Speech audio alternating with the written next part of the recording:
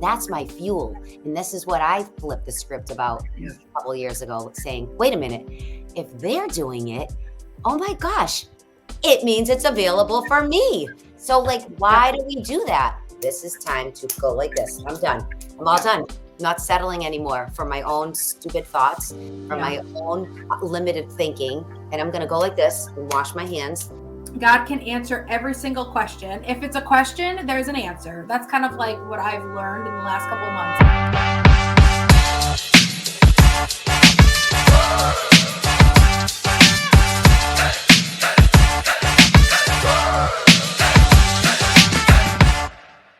Good morning. Hello. What's going on?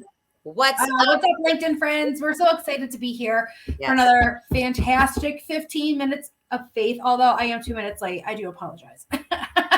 It's okay. It's okay. We're fired up. We're fired up with our hydration. Yes, it's all about hydrating. Listen, I think that's the quietest we've ever been, like taking sips together. That was so funny. I love it. So obviously everyone who's watching, hello, we love you. Thank you for coming. Like, say hello in the comments. I'll actually get on my phone so I can see who's here and I can comment. I'd love to know what's happening in your world today, because today Kelly and I want to talk about one main thing, but a couple little things. I often, like, obviously we all follow Kelly's content. She's amazing. She always talks about Jesus. Today she had us all fired up. You'll know what I mean if you read it. If not, go check it out. But I wanted to continue her conversation and add it to what's been happening in my world, as well as a few of the clients that I've been working with. And I feel like it was like a continuation, like what was happening. I was looking up verses to kind of align with what's going on in our world. And then now we're looking up verses to what's going on in your world. And I think the overarching message is there's a verse and a message and a solution for everything in the Bible. Yeah. Crazy. Like, for everything. Everything. You don't have to wonder, worry about any of it. You just, you Google, I'm feeling overwhelmed. Yeah. Give me a Bible verse to calm me down. Like, whatever. It's so crazy. And you will find that peace, which is so unbelievable.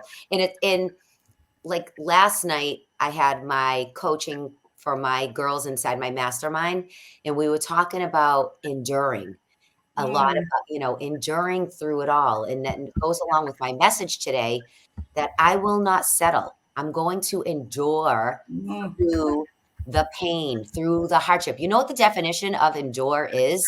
The definition is the power to withstand pain, the power to withstand suffering, the power to withstand hardships. So when I said I will not settle, I don't want to settle for anything that's less than what God has for me, first of all. And that means I have to endure through hard things. And a little bit of mud. A little bit of mud and stickiness. Yeah. It's so true. And what we're enduring, painful, whether it be physical pain or emotional, spiritual, mental, like there are so many different ways it shows up in our life. And for me and another woman I was talking to the other day, we found ourselves in the comparison trap. And we are like, what? We are awesome. What is happening? And it's odd for me because I rarely compare myself to others because I'm clearly unique. Clearly. But even in my advanced state of awesomeness, I'm human. I'm freaking human. Weird. Like that's the thing that we can't forget. Yeah. We can't. We're not going to be perfect. It's so crazy, and it's okay to compare yourself. That's healthy to an extent. I think, comparing, meaning, wow, the way I look at it, I've flipped that script like only recently, maybe in the last 2 years, because I think it's because we're leveling up. I think that's what happens. The whole new level, new devil. I'm not a fan of that saying, but I understand. It's true. I understand it.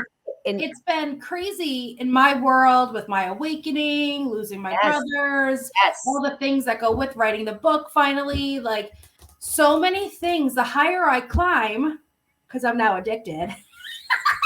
Yes, let's go. Let's go. The higher I climb, the more I don't feel people pulling me down, but I feel like it's harder to like hold on to the rings, you know, like because I'm confident, so I climb, confident, climb, something cool happens, climb, maybe I fall down one or two, Right. and it's quicker to get back up. So like my comparison itis, whatever just happened for about 27 minutes, and then I bounced out of it because my first thought, besides venting to my husband, where he's like, "Oh boy, what do I do with this?" Right. Like they don't know. And he's like, what does God say?" And I'm like, "Good answer." So like you said, Google. I literally Googled, what does the Bible say about comparison? Like I didn't have time to go through my Bible and start looking. Like, put my hands over it and hope that the page opens. Yes. But I Googled, what does the Bible say about comparison? And Galatians came up. It was like the first thing, and it talked about literally not comparing. Let me look on my phone because I screenshot it because I was like, "Oh, this is kind of perfect." It says, this is Galatians 6:4, and it goes through 10. I won't read the whole thing, but it says, "Don't compare yourself with others." Boom. Don't do it. Just look at your own work to see if you have done anything to be proud of. Clearly, check that box. You must each accept the responsibilities that are yours. And it pretty much goes into saying, like, God's got a plan for you and it's not theirs, right? Like whether it's timing, whether it's like strategy, whatever the thing is, I was like, all right, like, thank you for putting me back in my place, because as you know, cool as I think like what's happening around me is, other people have written a book. So of course I'm going to be like a year behind them who have already marketed, sold, already on stages speaking about it. And then there's people who are just thinking it's time to write a book, and I could probably lift them up. So for me, I had to, like you said, flip it. And then it goes into like being grateful. Yeah. So as I continue to read and look for more verses about different, you know, I think like James 3 had something really good. And I remember thinking like, instead of being jealous, because let's be honest, I'm not avoidant to admitting what it actually is, like being jealous of their success. Yes. I can say, I'm so grateful for their success because it means I can have it too. That's it. And that's exactly what I did a couple of short years ago, to flip that script in my own head, instead of saying, I hang around with a lot of superstars. And so I got a lot of very powerful women in my circle. And you know what? But they've been my best friends for years and years. Yeah. They're at the top of their games. But I could sit back and say, oh, not like them, blah, blah, blah, and tell myself these sad sob stories to keep myself playing small. Instead, that's my fuel. And this is what I flipped the script about a couple of years ago, saying, wait a minute, if they're doing it, oh my gosh, it means it's available for me. So like, why do we do that? Let that be the fuel to ignite something new inside you, so you can run with what God gave you as the skills and your own unique giftings.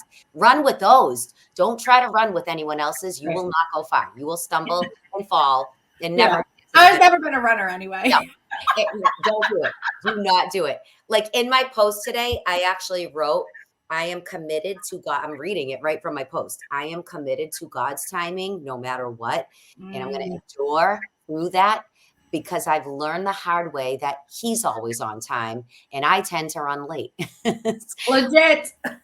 You know, and I mean that in a metaphor, you know, like not in a real, I'm not a late person, but you know what I'm saying? Oh no, I am. It's sometimes. But what I really mean is, that's really what it's about. It's about not settling, enduring. Don't compare yourself, because this is your race. You get one shot and it's yours. Take it and run 100%. With what you got. And in the book of Galatians, also, if you keep going a little further, is the fruits of the Spirit. Those are those are our giftings. That's what God gave us. Like those we own. And we should reread those and remind ourselves of those every single day. Like, oh my gosh, I do have patience inside me. He gave that to me. I do have kindness. Like I can be kind. It's funny too, because like I find myself, especially when it's in my field, right? So think about what we do. Whoever's watching, there's a bunch of you here. So hello everyone. Thanks for joining us. Hi, guys. I'm so excited you're here. Do you ever find yourself in comparison Like, it's not imposter syndrome. I don't feel like I'm an imposter. I know I'm fabulous. Not often, but more so the levels I climb, I'm finding myself comparing myself to others who have been there a little bit longer than me, as opposed to using it as motivation. So that's a little of what we're talking about today, but mostly about the fact that there's a verse for everything. Yeah, there is. So for me too, like when I'm reading through all of this, it's almost like, you know what, I am human. I got to give myself a little grace. I'm exactly where I need to be at this time. And I often want, and it's funny too, because I've done this in the past. And what I usually do is lean in to the gratitude side of things and even send them a note like, hey, I've been thinking about you, or I saw you pop up on LinkedIn. I saw you're like crushing it in whatever they're doing, writing a book, speaking, whatever. I just wanted to let you know I see you. And I think you're doing wonderful things. Like, how can I support you, if at all? And that is more of who I am than, you know, stomping my feet because somebody happens to get a little bit more than I do, or somebody took the stage that I thought was meant for me. Maybe that wasn't meant for me. Right. You know, sometimes we're knocking on doors that just not meant for us. And God is like, girl, I closed that door. What are you doing? Why do you keep knocking? And that's when we act like crybabies sometimes. Sometimes we do it, right? I mean, I've been a crybaby a lot. I mean, like, let's be real. This is a real show. I mean, I'm not, you know, so I used to stomp my feet and cry and pout. Woe is me. Why am I not as good enough? Listen, this is what I told my mastermind last night. You know what I did? I actually did this. I went, this is time to go like this. I'm done. I'm all done. Not settling anymore for my own stupid thoughts, for my own limited thinking. And I'm going to go like this and wash my hands. And that's why that today fired up post is I speak life into my own self. And this is a message for me too, you guys. Like, what I write is therapy for me too. Certainly. Just so you know. For me speaking, I will not settle. I have to keep saying that over and over. That's why I call these things a mantra, because it's a saying that you put on repeat until you actually believe it. You might not believe in the fact that maybe you're settling, but if you don't want to settle anymore and you don't want to play small anymore, these are things you have to put on repeat so you get better, you grow, you can step out of that comfort and say, I'm not going to settle. No, I'm not going to settle. I'm not going to settle. I'm going to set boundaries today. I'm going to say no to the things that really I don't want to do, but I've been doing them because I feel obligated. Well, why? So it's time to wash your hands. Pick up your pants, pull your big girl pants on, say, I will not settle. Look up the Bible verses that you need to encourage you in that thing. Because like Miranda said, there's a Bible verse for everything. And then you're on your way. Oh, I love that.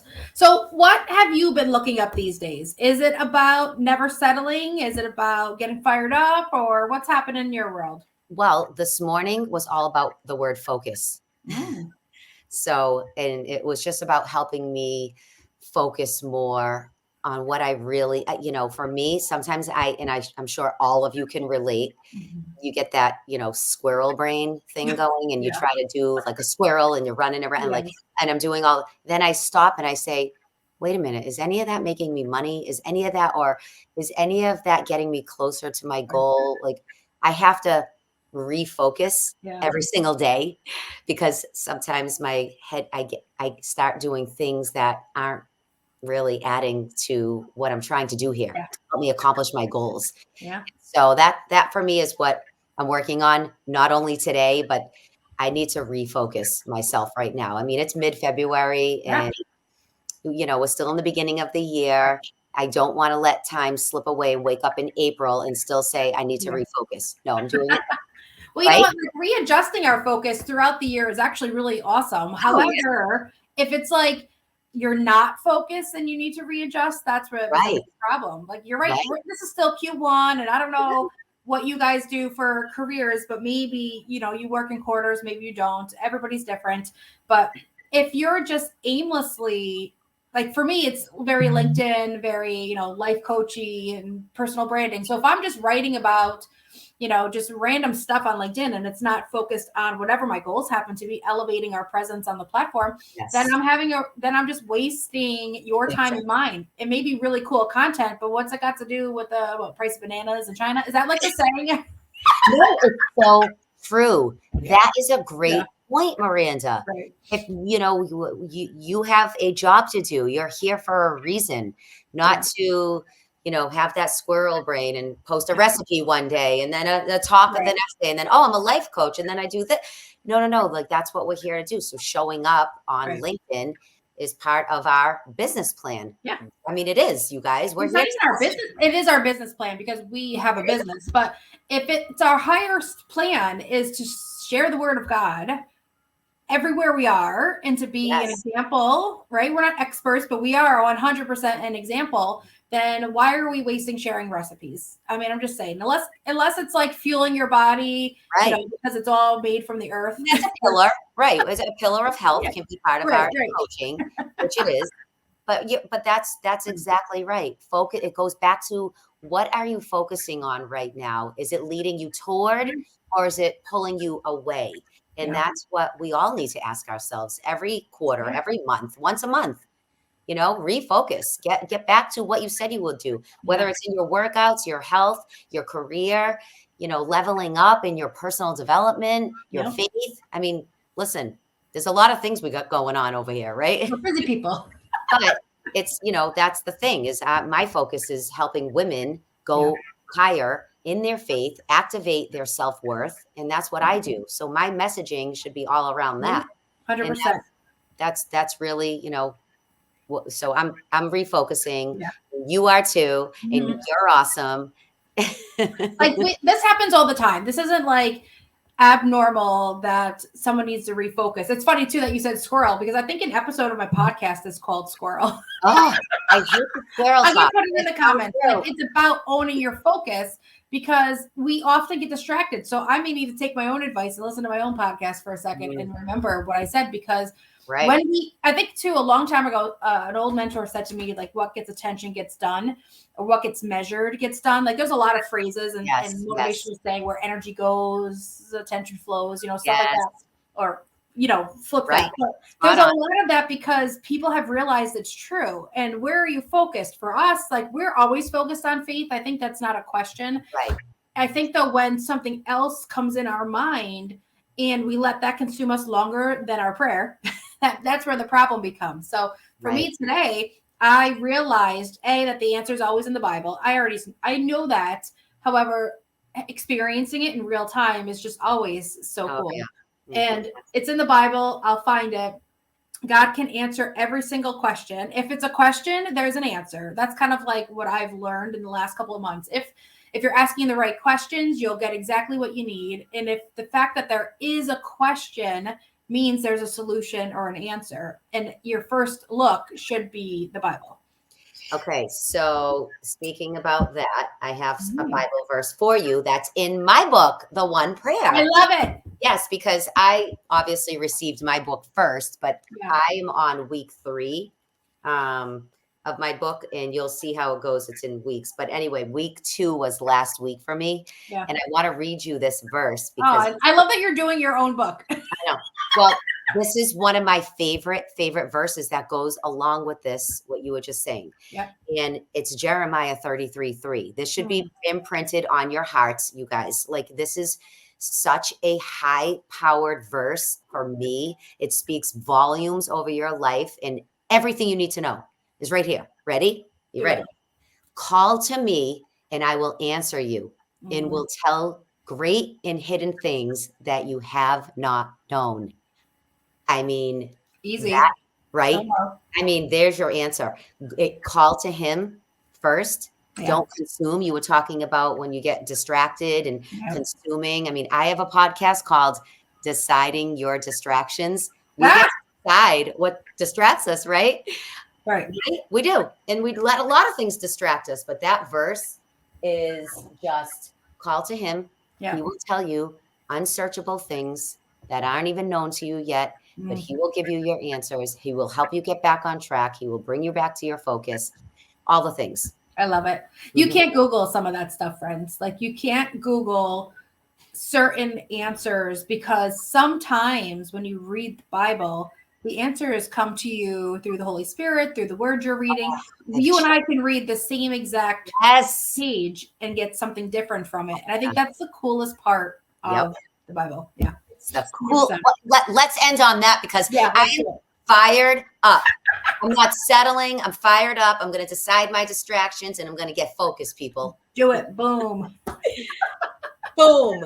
I love it. Oh, friends. So good. Thank you so much for joining us for another episode of 15 Minutes of Faith.